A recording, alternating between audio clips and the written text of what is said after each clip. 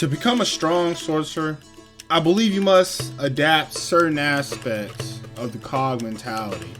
For example, understanding you're not a savior, but simply an employee doing their job, fulfilling their role, being a cog, doing an action, and that action having a meaning towards your purpose.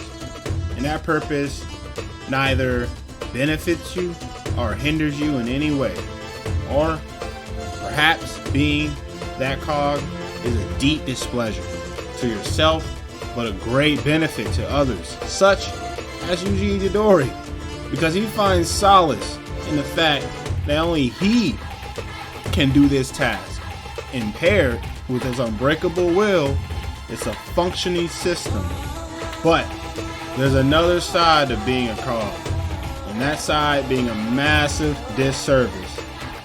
Fulfilling your role as the animal in the cast, but in return becoming the biggest displeasure to the ears, eyes, hell, all senses of the viewer.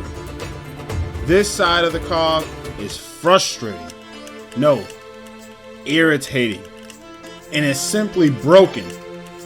The piece is broken and we need to fix it. That's you, Panda.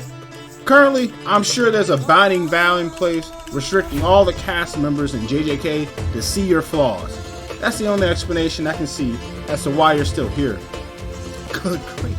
Getting this far in the video, it's taking all I got to not make a binding vow to take away my ability to laugh in exchange to bless the viewer to receive 50% less Panda screen time for the rest of Jujustu Kaisen.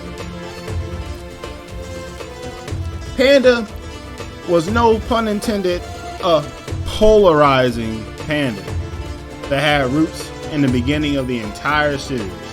Not only being the best creation from Masamichi Yaga, the sensei of the strongest sorcerer of the modern age, Masamichi Yaga made sure Panda was 100% complete with 3 different souls to be in perfect harmony with one another.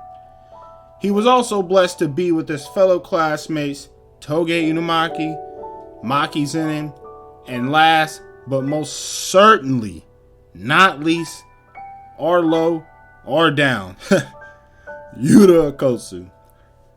All these incredible sorcerers in their own way. Toge Inumaki, for starters, his daily life is a sacrifice.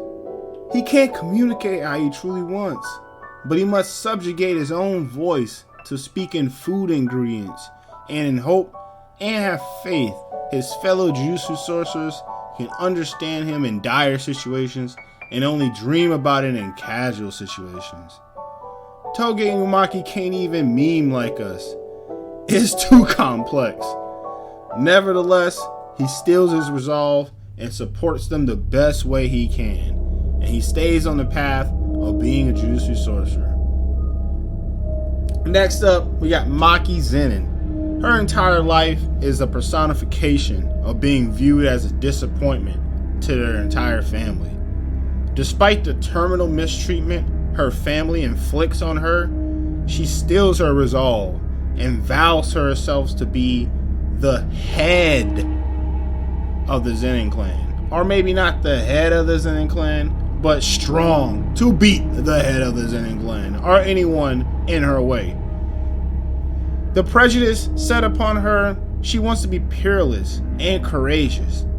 A Jujustu sorcerer, she envisions that in her head since birth, and it was only burned more into her psyche after the events in Shibuya, seeing Toji perform exactly how her body and mind wanted to, but her body simply couldn't perform what she was seeing because of the current state of her soul, body, and mind. Her soul was still linked to her sister because they are twins. And when twins are born, they share each other's progress, losses, and gains. So while Maki wanted to be peerless, Mai wanted to be, well, let's say it bluntly, useless. In terms of a Jujustu sorcerer, at least.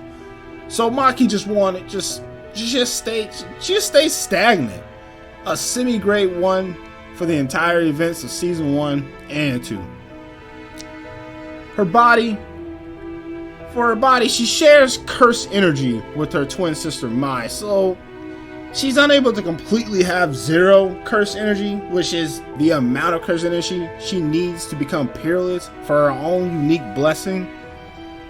And as for her mind, she was limiting to her mind with multiple anchors, pulling her down, not only allowing her to not be free and not be in the moment, and to cancel out all the unwanted noise and be in flow. So things like evading a blow, thinking of a counter, or being caught off guard, and thinking on your feet is as easy as flapping their wings. All in all, she simply had her adversities, just like her fellow classmate and Jujustu sorcerer Toge Inumaki. But next up is Yuta Okkotsu. His adversities being a little more complex than his other comrades and sorcerers, where he wasn't born with this technique from birth hindering him from his daily life like his friend and fellow sorcerer Toge Inumaki. He wasn't born with his family members hating him and wanting nothing but bad fortune towards them, being his fellow comrade and Jujustu sorcerer, friend, senpai, Maki Zenin. His unique struggle was simply being peerless in potential and not knowing it. Yuta Okkotsu, not understanding his overwhelming and dangerous amount of curse energy, caused his biggest blessing as a sorcerer, that being his strength, but in contrast, his close to fatal curse of witnessing his childhood best friend and crush Rika Orimoto get crushed by Karkuno right in front of his eyes.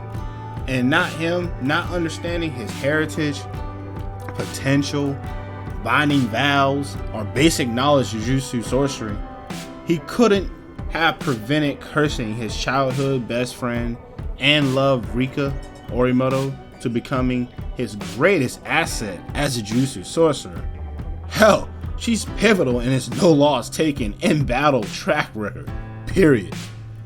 Although, for the boy and later to be young man Yuta Okkotsu, not the sorcerer, but the man under the title, was terrified, scared, and a lonely victim. He was terrified to be around people because he didn't know how to control the curse he made. And we all know how kids are human beings in general, when we see what we perceive as weakness and we pounce on it because we need that validation for our own petty pride and ego. And Yuta was no exception to this. He was bullied. And we know what happens when Rika perceives Yuta being harmed. Suffice to say, it's no bueno. Point being, all of Panda's classmates have their own adversities that shape their ideas and goals. What does Panda have? He doesn't even have a full name, just Panda. No childhood struggle. All the backstory we see was either made up, or even if it is real, it's still all soft, normal, trivial issues. Nothing meant for a basic sorcerer, let alone being recommended as a grade 1 sorcerer alongside Nobara Kugasaki, Megami Fushiguro, Yuji Itadori, and Maki Zenin. But like I explained with his own classmates, they far surpass him in willpower and determination and grit. For God's sakes, he pretended to be an actual panda in a death game with ancient sorcerers, knowing it's a war zone, essentially high alert.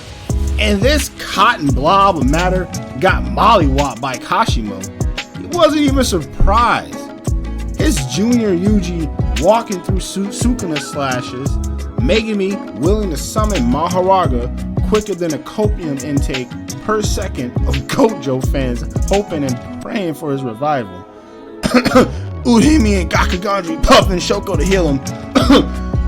Point being, Panda has no resolve to be a Jujustu sorcerer, and damn sure doesn't have the right